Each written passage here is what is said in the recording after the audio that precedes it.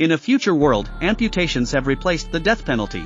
Death row inmates must have a part of their body amputated every month as punishment. The severity and frequency of the amputations are determined by the victim's family. The punishment only ends when the family signs a letter of forgiveness. Willie, a violent and cruel criminal, is the first to undergo this new form of punishment. Having brutally raped and dismembered a young girl, Willie broke down when he learned he, too, would be dismembered. Soon, he was on the operating table, with the victim's family present. The victim's father picked up the phone. Proceed.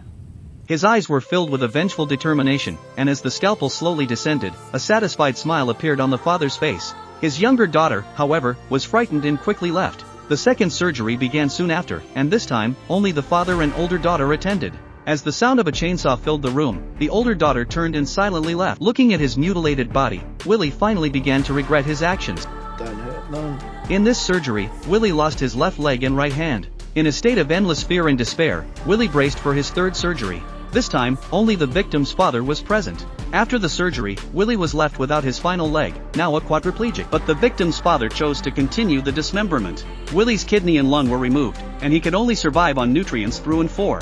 He was also forced to watch the footage of his own surgeries. By now, he had become polite and calm, but the victim's family chose not to forgive him. Soon, the fifth surgery arrived. This time, Willie had his genitals removed.